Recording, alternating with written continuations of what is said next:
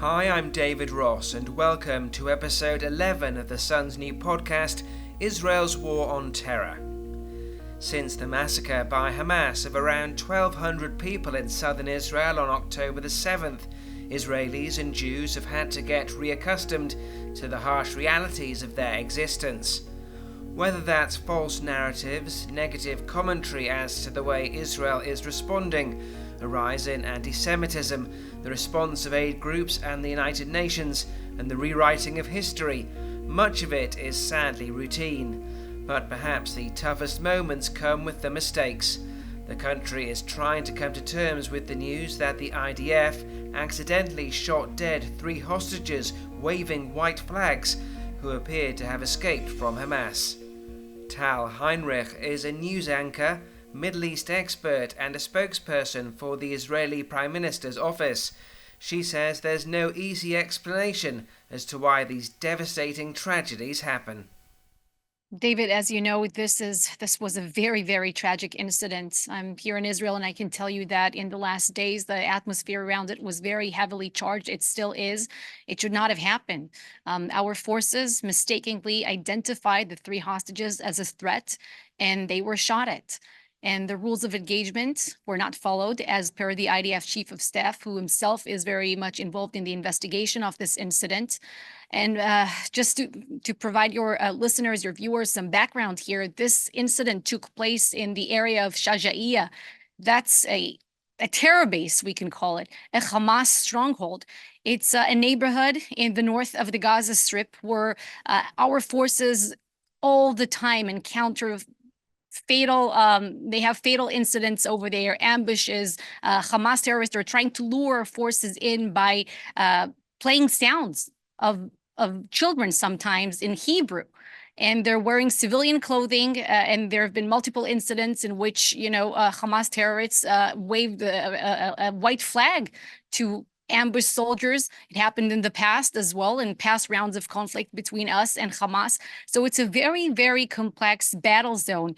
And as you know, I mean, you and I are sitting here in a studio, or I don't know where you're based at your office, discussing it, but we are not discussing it when bullets are flying over our heads, or that there are booby traps wherever we step.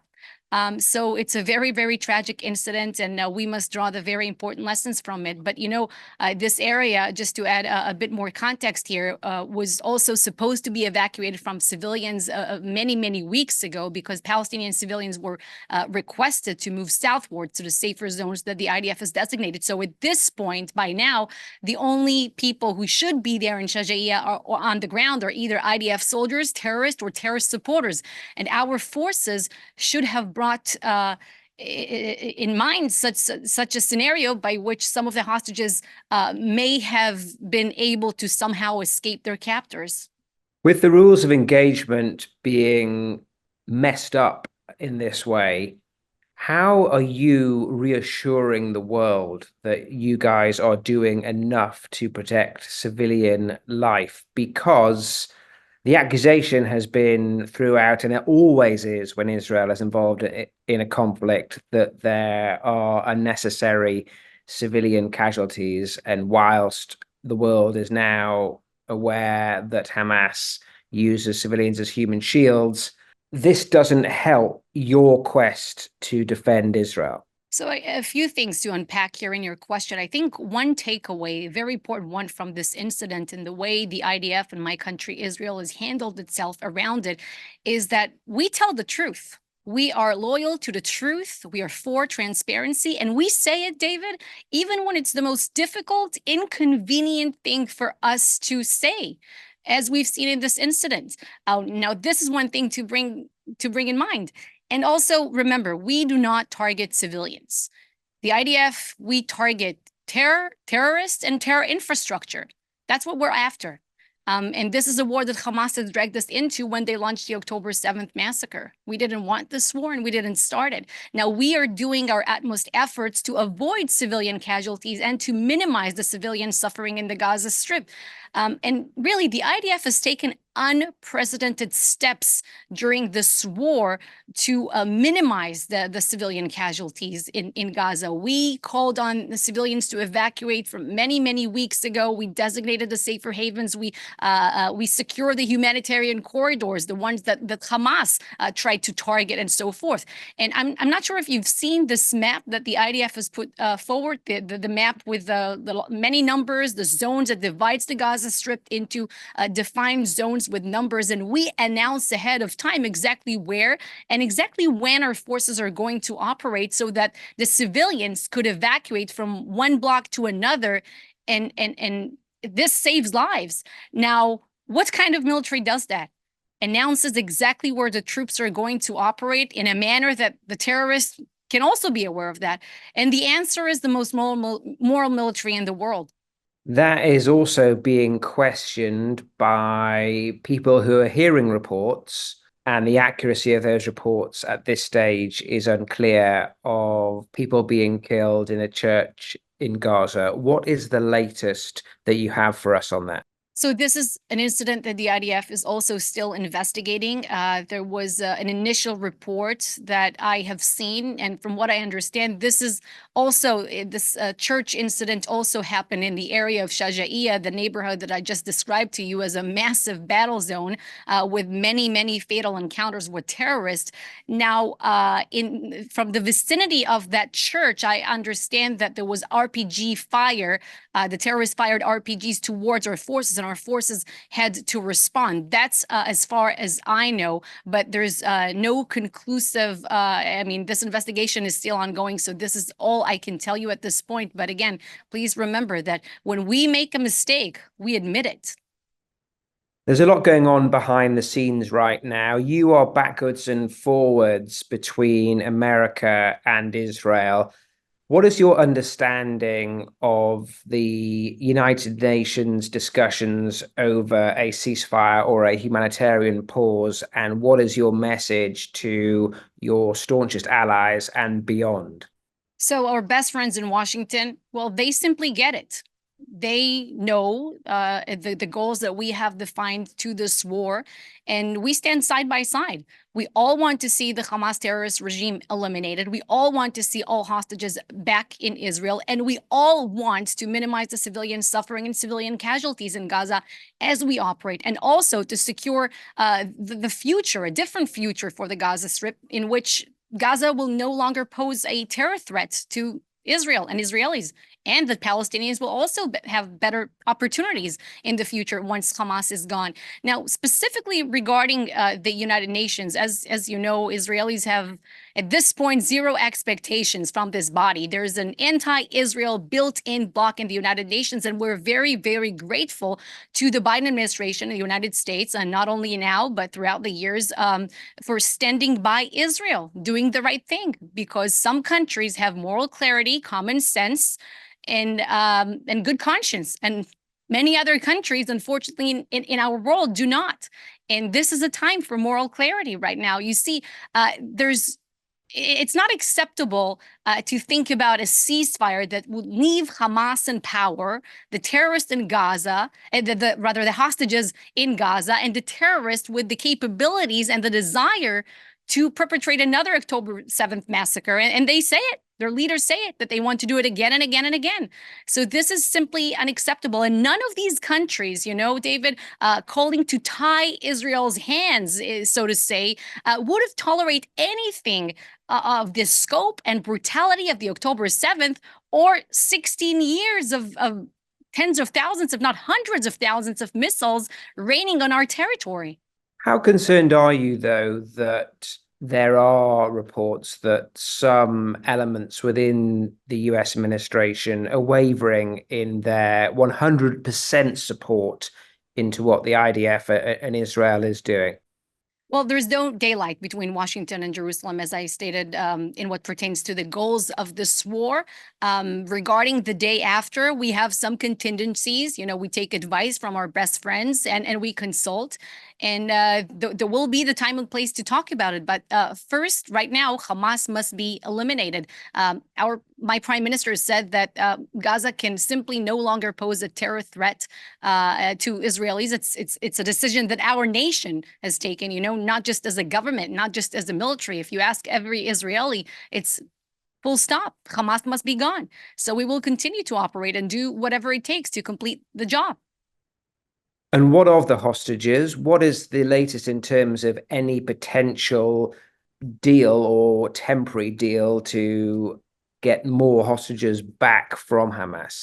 So you've been covering this war for the past 75 days, I know, and as you reported, we had an outline in place according to which Hamas released some of the hostages in exchange for a humanitarian pause in the fighting, but then Hamas broke the deal. And they also started firing at our forces. And here we are discussing it again. We will continue to do whatever it takes and pursue every avenue to bring about the release of the hostages. This goal goes hand in hand with the other goal that we have defined, which is to eliminate the Hamas terrorist regime. And if it wasn't for the military pressure, the heavy military pressure that we have exerted on Hamas, we wouldn't have seen the release of many hostages up until now. That was what created the conditions for a deal. And we will not stop until each and every one of them comes back home. We're talking about an 11-month-old baby. Our elderly, 80-year-old people are there. 25-year-old Noah Agamani, whose mother here in Israel is dying of cancer. Every moment counts. No doubt every moment counts for sure. And the ability of the IDF to complete the missions that it's trying to complete is tested daily. There are repeated announcements of losses on the IDF side, almost daily, it seems.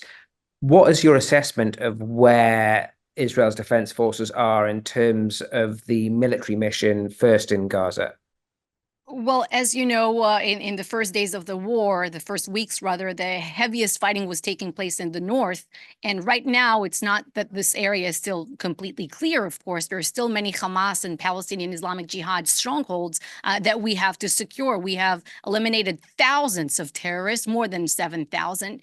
And we also destroyed much of the infrastructure. But right now, our forces are also operating in the south, in the area of Khan Yunis, where there's a lot of terror infrastructure. This is the major city, a very important one. This is from which some of the planning and the execution of the October 7th massacre has emerged. It's a city of Mohammed Def, of Yahya Sinwar, Hamas leaders. So we must operate there. We must eliminate the heavy terror infrastructure over there. There's still many tunnels, although we destroyed many. And if you've been following, just this week, we discovered the biggest tunnel up in the north, right by about 400 meters from the Erez border crossing, the border crossing with between Israel and Gaza. And when you think about that, David, look at how many resources were put into this terror infrastructure. Hamas has been in power for 16 years, and all they brought to the Palestinian civilians of Gaza is misery, it's poverty, it's bloodshed. When you see a tunnel of that magnitude and you combine that with the bias that you're talking about with the United Nations, just how disgusted are you with this misuse of aid money from all around the world that appears to have gone into terror infrastructure? Very much, very much. And not only that, what also bothers us a lot is the turning of a blind eye, I would say, by many of these aid groups and international organizations to the fact that you just mentioned. We're releasing these videos. We're showing how humanitarian aid is coming in and how Hamas are diverting some of these trucks and stealing the resources that we are allowing in. And we want that humanitarian aid to reach the civilians of Gaza, the ones that we have told to evacuate to the safe zones. And it's awful. Hamas are terrorists. They're stealing from their own people. They're committing a double war crime of targeting our population from inside and underneath their own population. And once we eliminate them, once Hamas is gone, this is where when the war will end. It will be much better for Israelis and Palestinians alike. And how disappointed and outraged are you at the performance and level of compromise that appears to be present in some of the leading aid agencies and affiliated organizations with the UN? You know the ones I'm talking about. Very much. You see, the Red Cross are clearly not doing their jobs. They have not been able to secure access, or rather demand it, as we would have expected them to do, to the hostages. This is the #1 humanitarian issue in Gaza right now. Our hostages, right, that are still being held there. This is the #1 humanitarian issue in Gaza, and the Red Cross should demand the transfer of medicine to them, to check on them, to see their condition. And certainly they're not doing enough. Now, also, I'm not sure if you saw this video that the IDF released just yesterday of a hospital manager in Gaza, the Kamal Adwan Hospital, which is in the north of the Gaza Strip, and we have arrested dozens of terrorists from that hospital, in the area of that hospital, and he admitted during interrogation with the IDF that he was not only a hospital manager, but rather recruited by Hamas in the year 2010, and that he is aware of at least 16 hospital personnel, doctors, nurses, who are also part of Hamas. So we have provided abundant evidence of the use of medical facilities, clinics, and hospitals for Hamas's military purposes, to serve their war machine. And yet we're still waiting on, for some acknowledgement, some condemnation on behalf of the World Health Organization. What about these UN agencies, the Red Cross? Where are they? They know it. And the same accusation can be applied when we are talking about sexual violence perpetrated against Israeli females on October the 7th. 100%. Just about 2 or 3 weeks ago, rather, I was very honored to participate at the event that took place at the United Nations, that really highlighted and brought awareness to this issue, the sexual violence inflicted upon Israeli women. It's horrendous. The silence of these organizations, the fact that it took them more than 2 months to say something. The fact that we had to throw this event in order for them to have this opportunity to even, say something about this issue, acknowledge what these women have been through.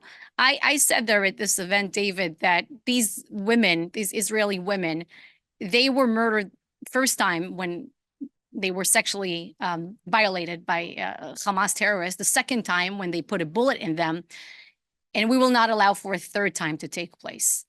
And I think that some of these organizations who have been silent or somehow discrediting the abundant evidence that we have around this issue are complicit in a third killing.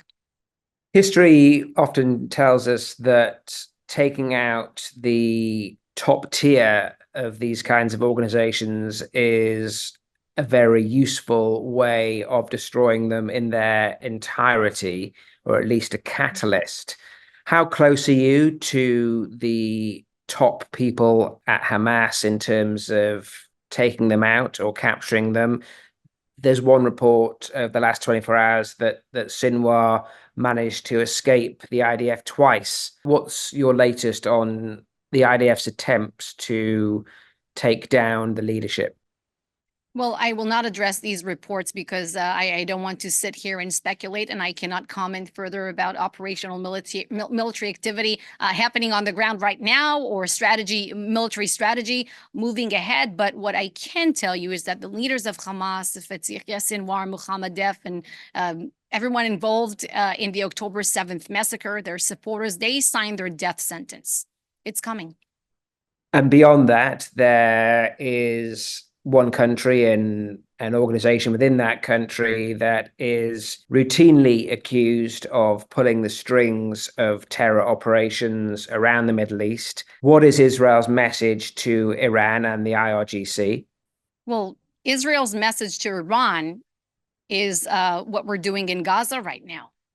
We will not stop until Hamas is eliminated. Hamas is an Iranian proxy. Their budget, over 93% of it, comes from Iran.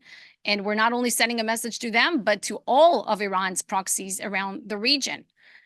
It's important that we send this very unequivocal message against terrorism, that terrorism is simply a dead end and it's unacceptable. Because if all the terrorists and the bad players around the world are taking notes right now, they're paying attention. So what we're doing here is very important. And we say that if we don't stop this here in our part of the world, well, it will get to other places as well, as you know. Why? Because it also happened in the past. When we had in Israel suicide bombings, we said one day it will reach the US, European soil. And unfortunately, it happened. So now what we're telling European, American audiences and elsewhere around the world, you should support Israel. You should understand what Israel is doing, because it's not only serving our interests, our security interests. It's for the civilized world. We just happen to be on the front lines. How fearful are you that Hamas has intentions to cause carnage in capital cities like Madrid, Paris, and London? Well, just a few days ago, there were reports that people involved with Hamas, potential terrorist suspects, were arrested in Germany, the Netherlands, and I'm forgetting one more country, Denmark. And that was my colleague Elon Levy. And again, it's not only here, it's not only in our part of the world.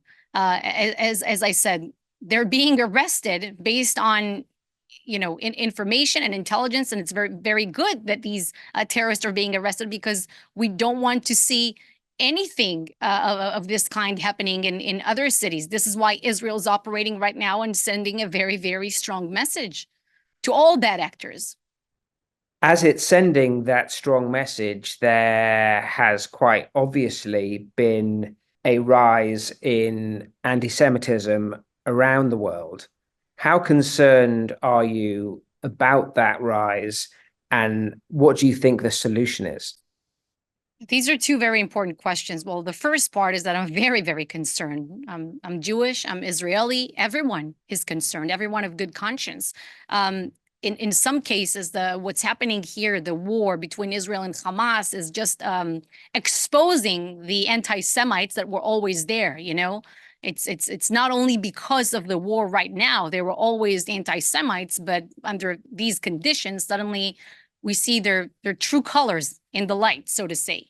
And as for your second part, the other part of the question, what should be done about it? Well, I think that there's a lot of ignorance out there. And I'm seeing what's happening on social media. There are so many historical inaccuracies, which is really mind-boggling. Specifically, to speak about the United States and what we've seen from high education institutions in that hearing on Capitol Hill. This is outrageous, simply outrageous. They're trying to hide behind the facade of free speech, but it's either free speech for everyone or free speech for no one. Right now, we have a situation in which it's free speech for some. That doesn't work. And somehow Jews are being left out of this discussion, out of this umbrella of protection against persecution. And anti-Semitism is just on full display in some parts of the world. Once Hamas is defeated, you've talked about the need for a de-radicalization of Gaza. How does that happen, and whose job is it to do it? So we say that once Hamas is eliminated, we want to make sure that two things will happen. First is that Gaza will be demilitarized, because we cannot have a scenario in which we see a resurgence of terrorism. That's unacceptable. Gaza will never be a terror threat to Israel again. The prime minister has said so, the unity government has said so, the IDF has said so, and we as a nation have said so. And in order to have better hope for this region, that Gaza and the Palestinian society as a whole must be de-radicalized. We cannot have the situation in which they keep raising generation after generation to believe that Israel is some temporary entity that will one day cease to exist. And up until then, they are so-called refugees of wars that they themselves started, inheriting the fraudulent rights to be refugees under the auspices of the United Nations through their self-ran UN dedicated agency, UNRWA, which is totally unprecedented. No other refugee community, refugee group around the world has ever had such an agency. And UNRWA schools and their textbooks, we all know what's there. The Palestinians are raising, again, generation after generation for the hatred of Jews. And they don't just chant from the river to the sea, you know? When they say it, they truly mean it, that the state of Israel is temporary, that one day it will just not exist. So we have to root out this ideology. In terms of that UN inherent bias, where do you think that initially stems from? Obviously, more countries have joined the UN over time, but is there a sense that when Israel was created, the United Nations didn't think that it would survive and has been trying to do some sort of weird correction ever since? As I told you, there's a built-in anti-Israel bloc there. It's an institution where a country like Denmark has carries the same weight as a country like, I don't want to say, you fill in the blank, but Syria, for instance. So Israelis at this point have really zero expectations from this body, and we are being targeted again and again and again. I don't have to tell you how many resolutions are against Israel, and if you compare, our situation to other conflicts around the Middle East or around the world, it's simply ridiculous. It's simply ridiculous at this point. Tal Heinrich there, a spokesperson for the Israeli Prime Minister's office. Well, that brings an end to this week's episode of Israel's War on Terror. You can search for more installments wherever you typically get your podcasts. Please let us know in the comments if you've any questions you'd like us to answer, and we'll do our best to take them on in the coming weeks. Thanks for listening.